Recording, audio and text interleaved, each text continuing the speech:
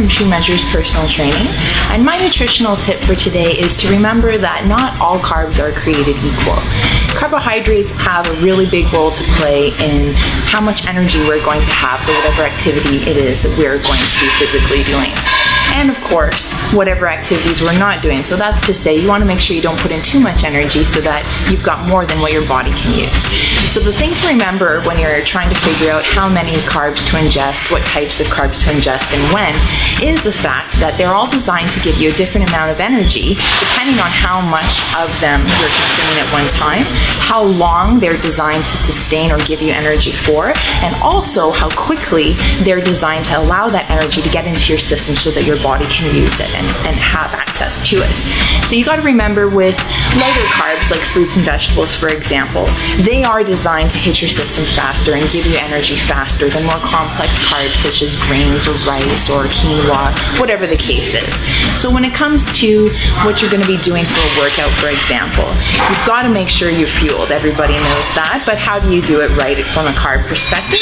What you can do is, there's two ways you could approach making sure you're fueled for a workout. You can either ingest complex carbohydrates an hour to an hour and a half prior to the workout, and you'll be able to feel out as you go along what amount you need according to what kind of workout that you want to do. But remember that the reason for that is that complex carbs, your body needs time to ingest them and for that energy to hit your system and be accessible to you. If you find that you haven't eaten in a while and you know you're a little too flat and your workout is coming up soon, then try to make sure you have something like fruits or vegetables, something that's really light. It's going to hit your system right away to get in there. You're going to be able to access it within 10 minutes of your workout beginning. Just make sure when you're consuming the lighter carbohydrates that you're also having a great enough volume that they're also going to last through the entire workout as well, because the faster a carbohydrate or a lighter carb will hit your system, also the faster that energy is going to be expended. So keep those two things in mind and enjoy. So today's topic and exercise is jump squats. Now there's a lot of different types of squats, whether it be leapfrogs, drop squats, plyo squats. Today I'm going to show you what's called the suspended drop squat. And the really great thing about this one is that it's going to allow you learn how to have a better, more controlled landing, more so than some of the other stationary squats that you could do. So what you're going to do is use any suspension equipment. This particular one's called the Human Trainer. And the regular rules of a squat don't change. You're going to keep your chest out. You're going to make sure you lead with your butt as you sit down into it, and you're going to center your weight through your heels. Also, you want to make sure that even though you're holding onto the handles of the suspension equipment, most of your weight is still being controlled as you go up and down through your legs.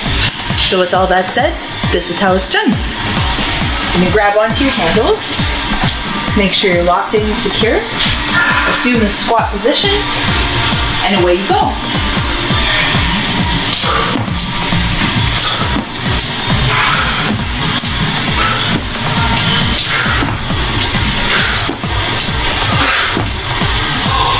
So as you can see, you can have a lot of fun with it. The other great thing about it is that for those of you out there who have compromised joints, the assisted part of this squat is going to allow you to work on your vertical and still work on your depth and your control as you land, even though you may have compromised joints. So I don't usually do this exercise on its own. I'll usually do it at the end of a leg routine, and I know that if I can do about 20 of them, I'm good to go. So have fun trying it out. So my motivational tip revolves around consistency and trying to remember that something is always better than nothing. One of the biggest challenges I find a lot of people face is staying consistent with their exercise program over the long term. And how does this tend to happen, this lack of consistency? Usually because we're fighting a cold, we're fighting the flu, maybe we're having a really low energy day and we have to work out at the end of our day, or maybe nothing has gone right and we just don't think we have the time to fit it in. Regardless of what it is, we seem to be able to justify ourselves on some days that it's okay not to do the workout. So what do we call these days? We usually call them a write-off. My suggestion is to try to create a write-off routine. This is a routine that is easy. It consists of exercises that you like doing, and it'll only take you about 20 to 30 minutes to do.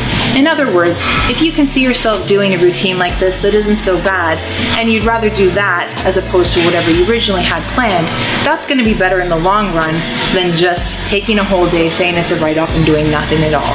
In the long run, something is better than nothing, no matter how small that something is. So go home, sit down, write out a handful of your favorite exercises, put it together a few sets of what you would call a write-off routine, and just keep it in your back pocket for those days where you probably wouldn't have done anything, and instead do this. And it's bound to keep you much more consistent on the overall and get you that much closer to your goals.